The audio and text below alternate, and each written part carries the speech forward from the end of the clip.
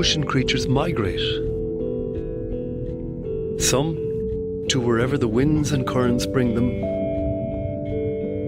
Others, quite deliberately, to where there is food and they can breed.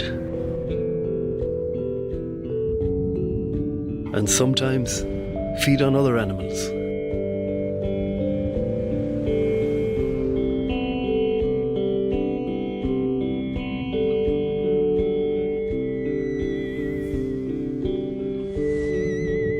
I'm drawn to the elemental beauty of jellyfish.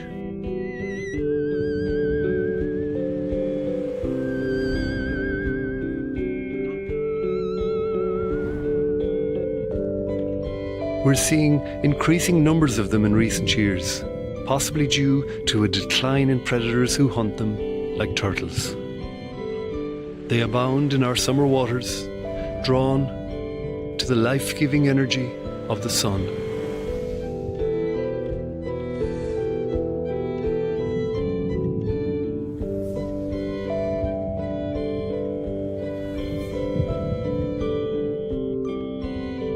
Barrel jellyfish are the largest in our waters.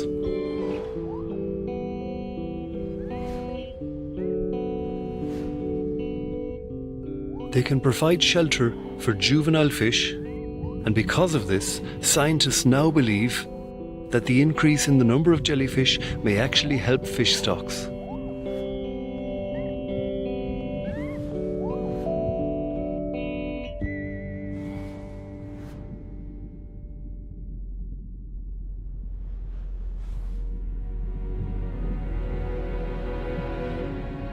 Jellyfish are inescapably drawn to the sun.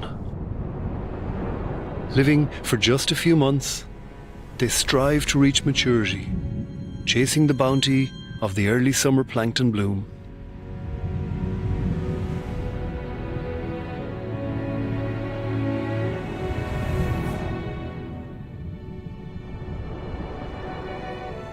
Like most creatures, they appear to have two life goals: to reach maturity and reproduce.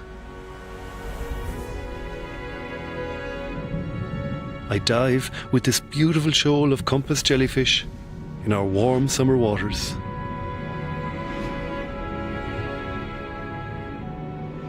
They have come together to breed.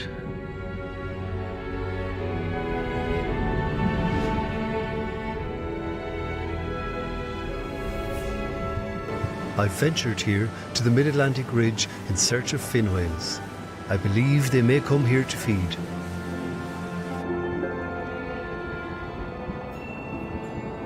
These underwater mountains are known as seamounts, and they can be hugely fertile areas. Because of their shape in the middle of the ocean, they cause nutrient-rich water to well up from the deep, creating oases of life in the open ocean.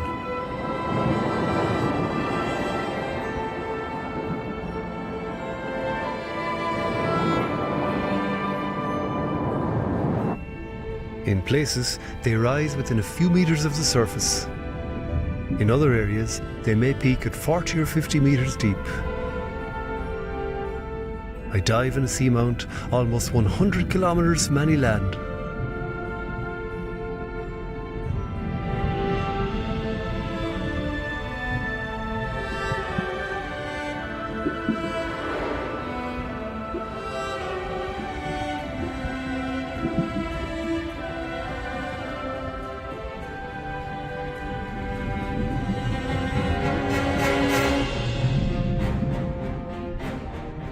Shoals of barracuda gather here to feed on smaller fish, as do these triggerfish.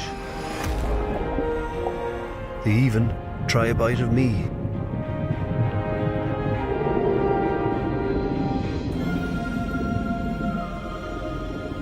Shoals of small snipefish gather in numbers and squeeze together to form bait balls.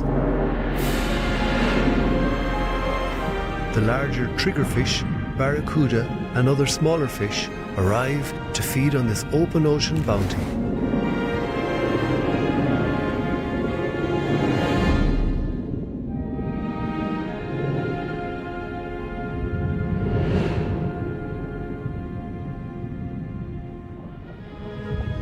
Blue sharks migrate here annually because they know there'll be fish.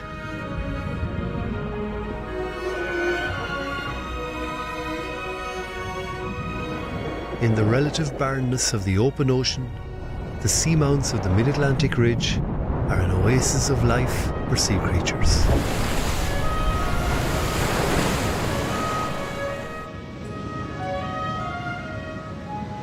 It's funny, the sea can be so much more stable at depth than it is at the surface.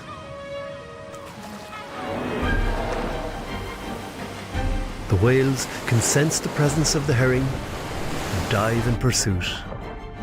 Holding my breath, I dive to film the action. They're not easy to find in the darkness.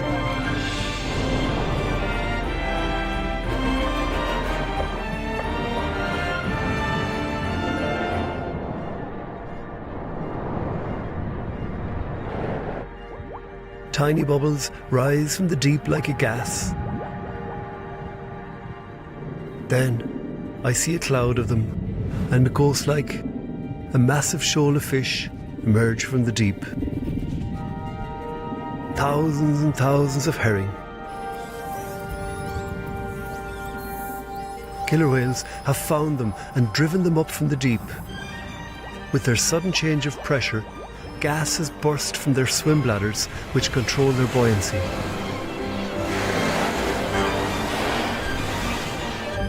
The whales work together to squeeze the fish into an even tighter ball. Gulls have spotted the signs.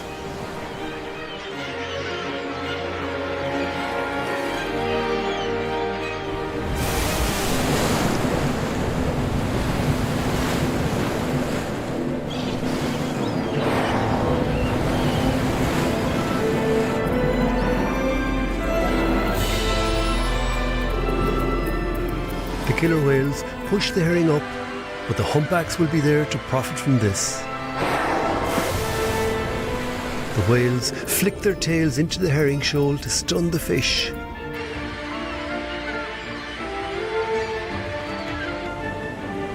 The animals briefly surface only to catch breath. Birds have learned to be in the right place.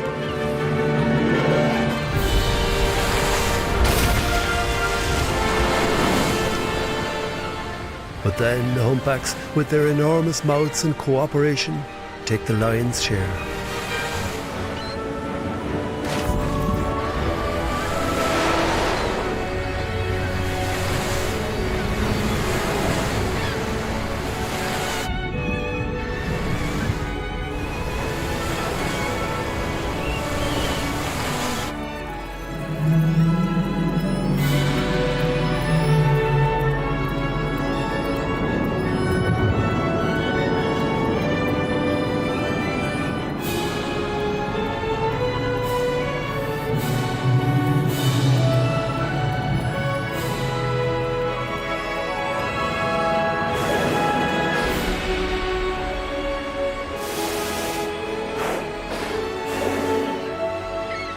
And after less than 30 minutes, it's all over and the animals leave to search for more herring shoals.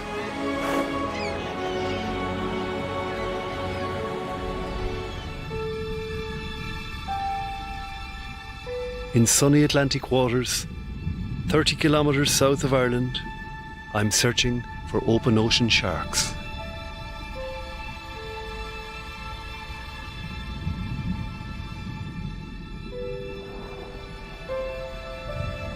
Sadly, most all of the 40 species of sharks in Irish waters are now in trouble.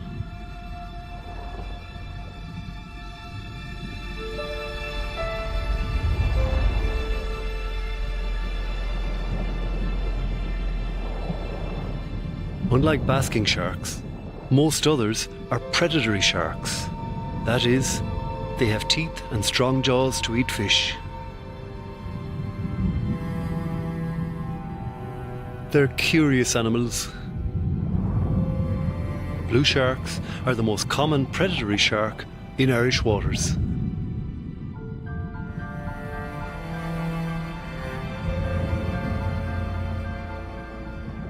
They're highly evolved hunters in their own ocean environment. The pores around their heads are sensors filled with gel that can sense the tiniest movement of fish or other prey. And humans are of no interest to these animals.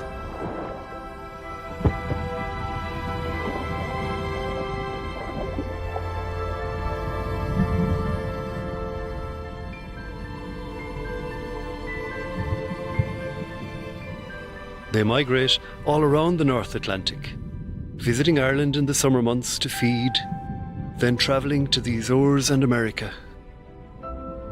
In the last decade, however, their numbers have dramatically fallen because of chronic overfishing.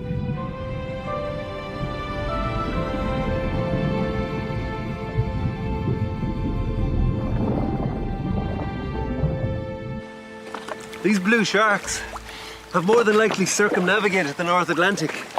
They migrate with the seasons. I guess you could say they live by the seasons.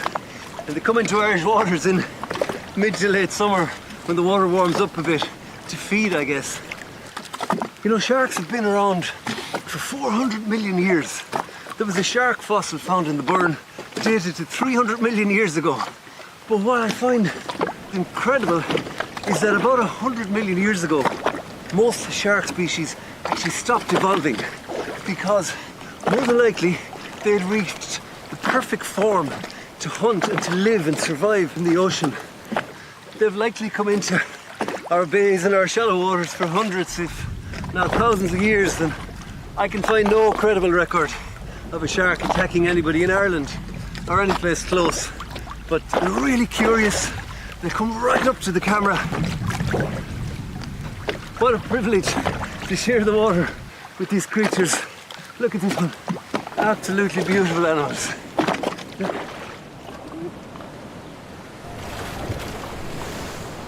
On St. Brendan's voyage, the monks wrote of having arrived at a coagulated sea, a place where the water appeared oily and absolutely no wind. All they could do was wait.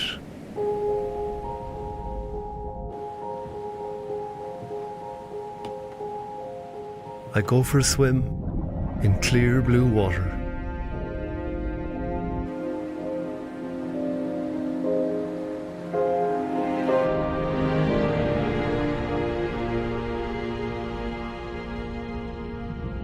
Salps are a chain of creatures living together. They suck seawater through their bodies to filter plankton, and this also propels them forwards.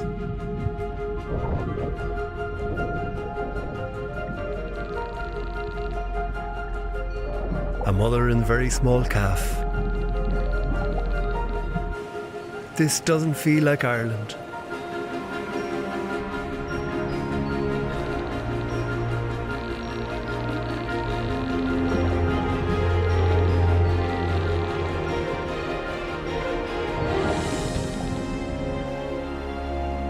We're here finally in the edge of the continental shelf, 250 kilometres southwest of Ireland. This place is called the Porcupine Seabite.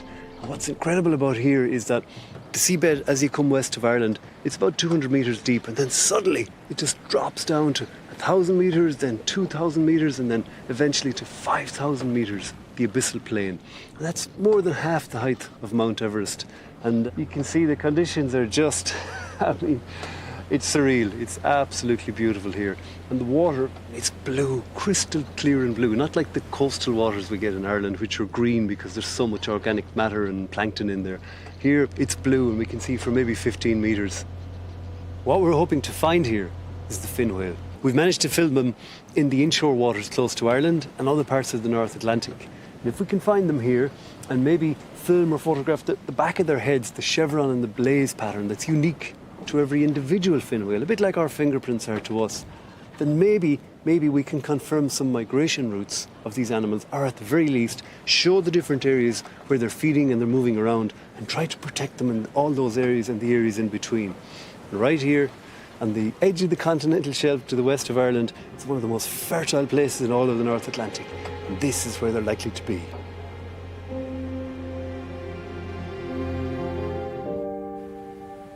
For thousands of years, shoals of herring had gathered in the small bays of our North Atlantic coast. For several winters now, I've been trying unsuccessfully to find shoals of herring in our inshore waters. December is the key month when shoals would aggregate in these protected bays before spawning, and also when they were fished. The cold water at this time of year helps with spawning. The further north we go, the colder and darker it gets, but this can lead to more fertile waters. In the fishing port of Killybegs, County Donegal, I go to sea like many a man before in search of these herring shoals.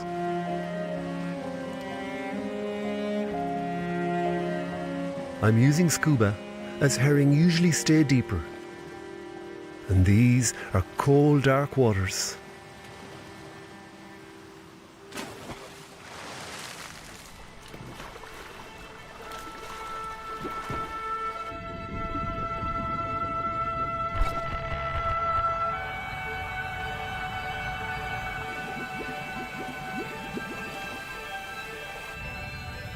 At 20 meters depth, it's more or less dark looking down.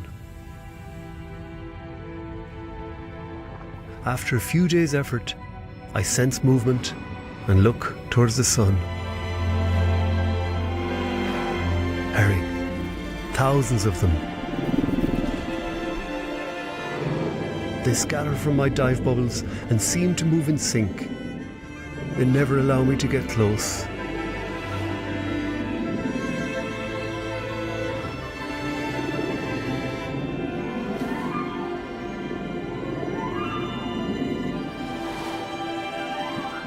It's wonderful to find some herring after several winters of trying, but what a fabulous fish they are. The old folk called them the king of fishes, but they were also hugely important for the ocean ecosystem because herring feed on plankton and fish larvae and effectively convert that energy into the rich fatty fish that they become. But I have to wonder what these bays looked like maybe 100 years ago when the herring shoals were reputed to be, 2 kilometres long, and what the wider ocean looked like at that time compared to now.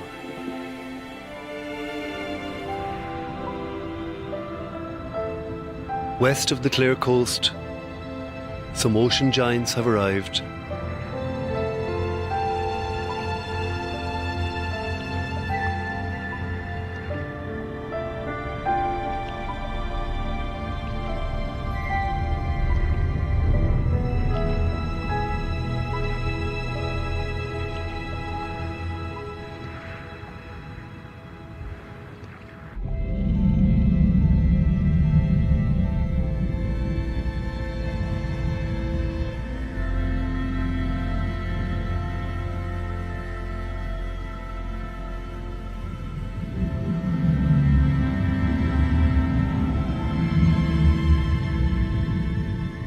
I wonder what St. Brendan and the early seafarers, in their open boats, would have made of these creatures. Basking sharks.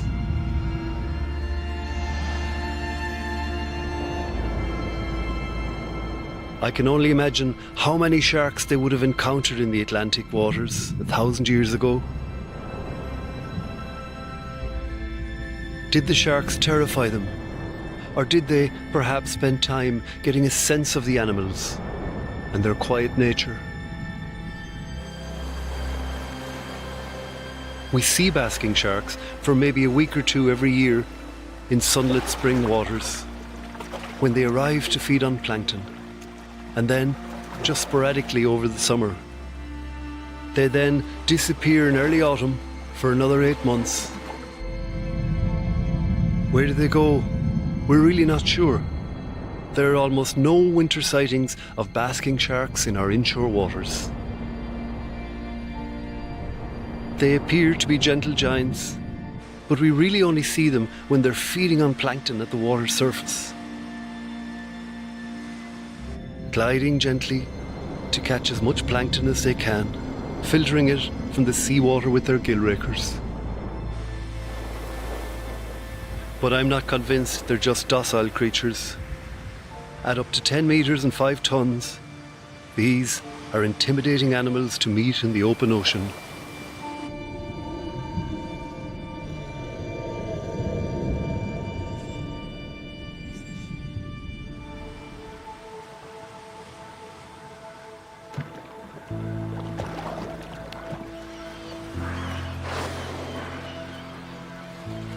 It's my chance to document these animals.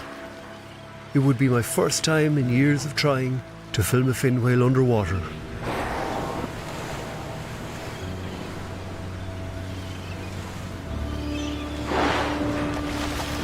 Being in the water with whales this size is something I've learned to do safely over many years now. But it's still scary. I think about my ancestors and wonder what they would have made of this.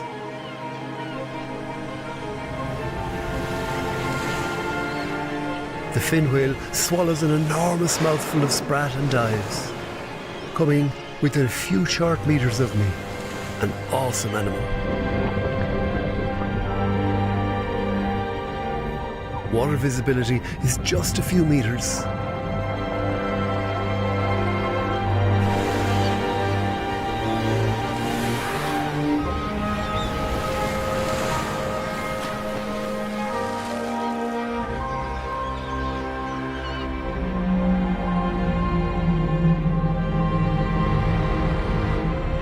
What an incredible moment. To my knowledge, it's the first time anyone has filmed a fin whale underwater in Ireland.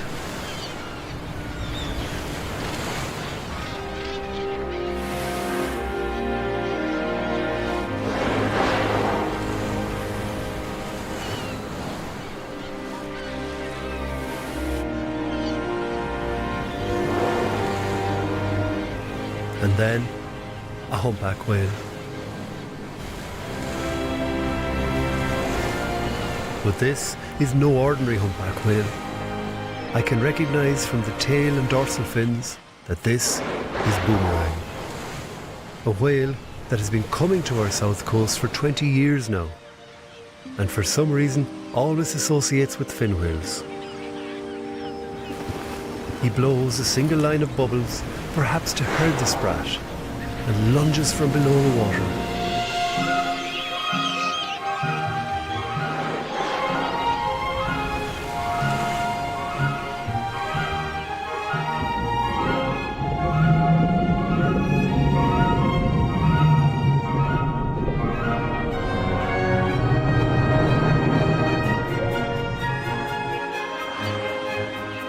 Humpback whales usually blow circles of bubbles to entrap fish, but this animal is just blowing a line.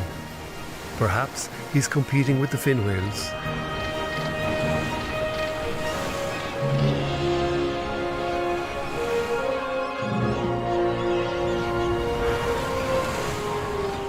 Again and again they rise, one giant mouth after another.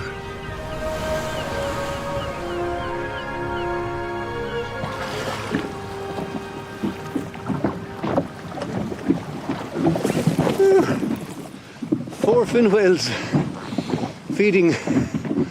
Oh my god. They're 20 metres and up to 80 tonnes weight. That's 2 fully loaded articulated trucks. 16 elephants.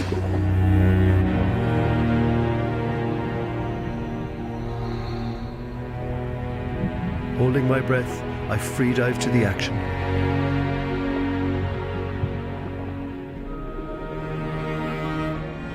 One whale swims under a shoal of sprat, which drives the fish up to the surface.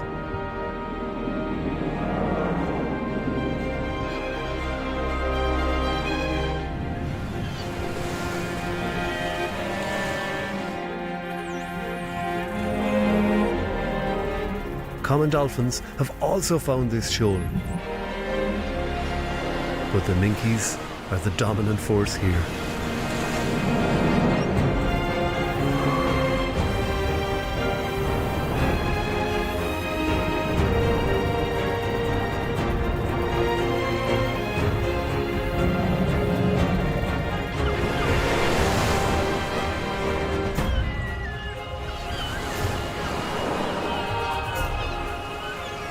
keep my distance so as not to interfere.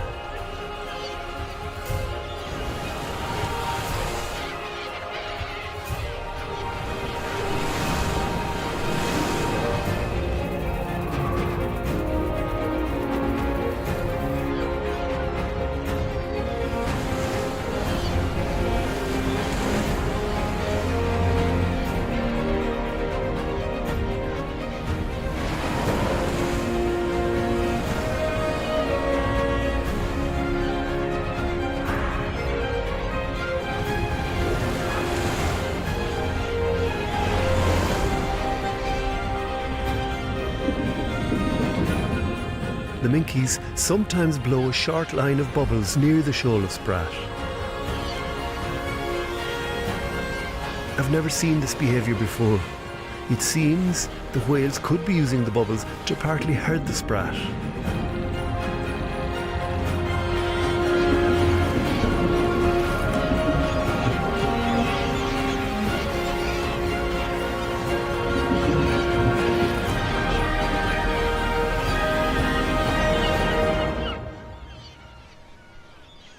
After half an hour, it's all over. The birds take off, perhaps searching for more shoals. Oh my God. You can actually smell the fertile areas in the ocean because phytoplankton give off a gas known as dimethyl sulfide, DMS, and seabirds have an incredible sense of smell. And I wonder if they use that to find the fertile areas in the ocean and the shoals of fish. Maybe even whales and other animals could follow concentrated flocks of seabirds feeding. There's so much that we don't know still. But when you think, a shoal of fish might be 20 metres wide in an area of the ocean, it could be tens of thousands of square kilometres. It's quite a feat for these animals to find them. So maybe the sense of smell is what's driving the whole thing. But what a wonderful scene. Thousands of seabirds, common dolphins, and more than a dozen minke whales, all feeding on shoals of sprat and sand eel, who themselves are here to feed on the plankton.